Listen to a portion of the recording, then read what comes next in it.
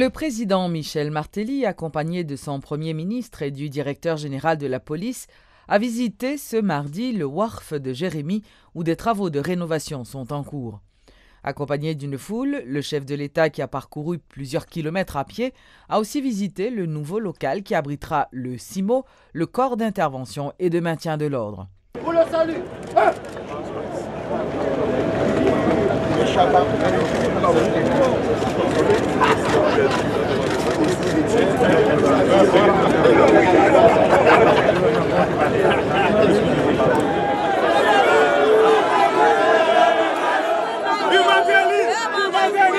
parce qu'on est en phase finale, donc on a préparé pour que M. Simon soit capable de occuper le local pour inaugurer le.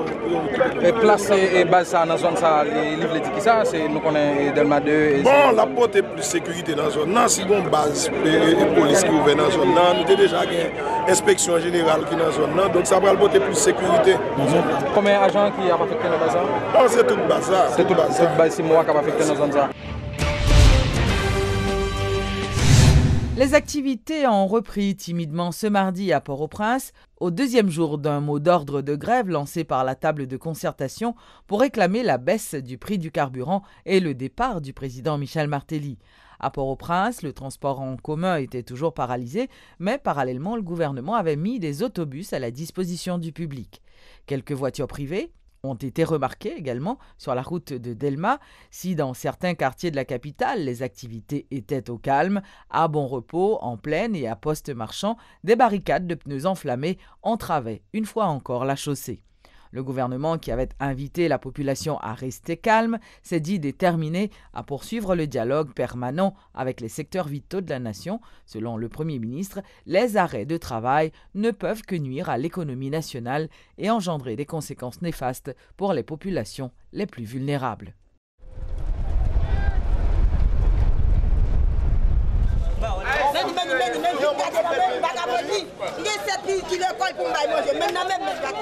Oui, mais petite madame, et bien le pour mal vendre petit comparaître là, mais faut y aller là dans la rue pour mal vendre comparaître là. Là, il pas gagne moun dans la rue pour vendre qui moun m'a vendre.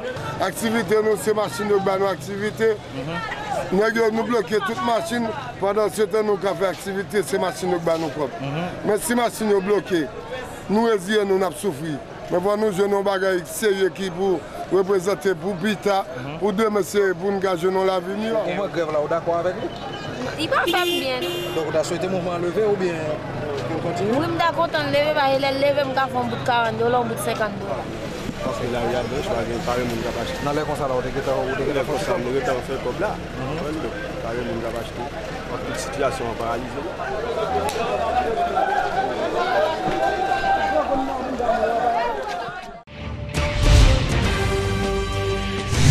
La table de concertation de l'opposition politique a dressé un bilan positif des 2 journées de grève lancées de concert avec plusieurs syndicats de chauffeurs de transport en commun.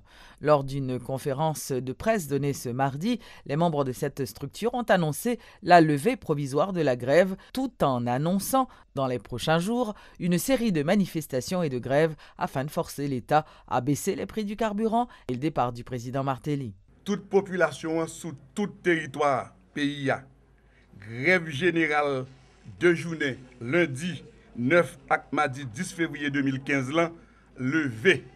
Tout le monde doit vaquer libre à occupation.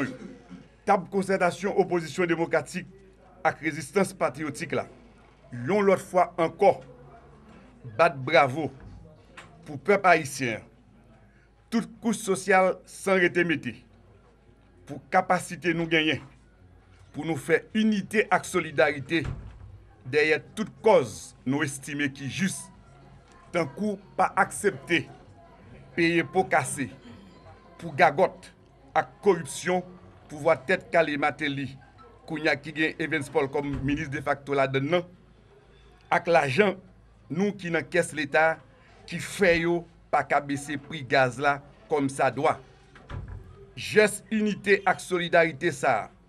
Nous réaliser pendant 2 journées de grève 9 et 10 février 2015 là, fait jaillir l'espoir que nous capables de faire encore en l'autre 1804.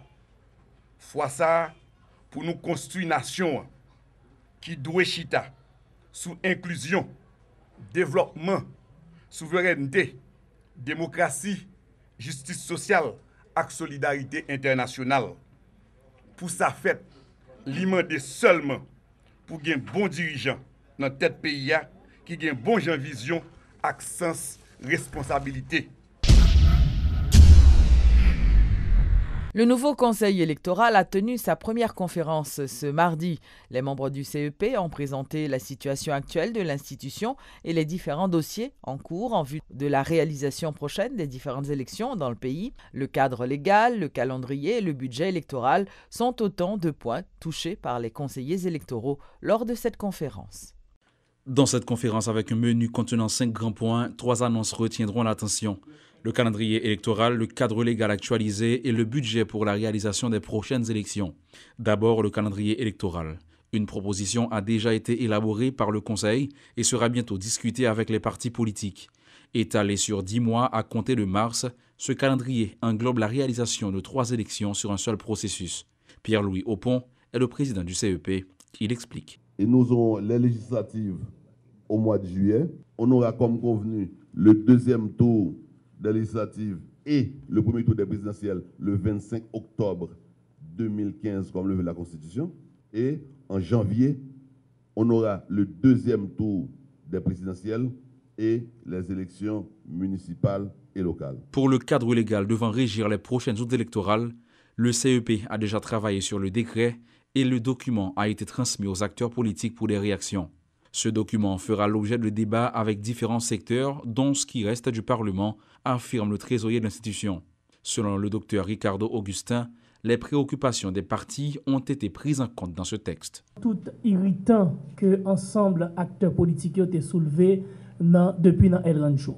Donc nous avons songé dans le dialogue ça qui était gagné un ensemble d'articles que acteurs politiques ont été souhaité que ont modifié par rapport à contenu.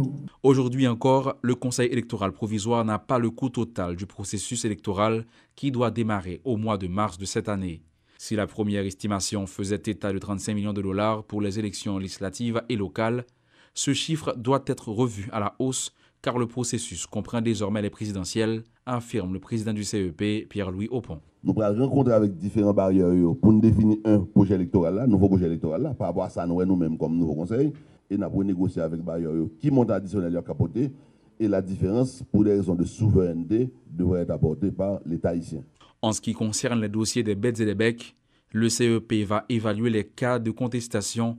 Une commission sera montée sous peu en ce sens. La nouvelle équipe a également revu le personnel de l'institution et elle a résilié certains contrats. Le CEP aujourd'hui compte 391 employés pour le bureau central et les annexes. Notons que 2 conseillers électoraux n'ont pas pu participer à cette première conférence pour des raisons indépendantes de leur volonté. Il s'agit de Maître Néhémie Joseph et Jacques Seyus Joseph.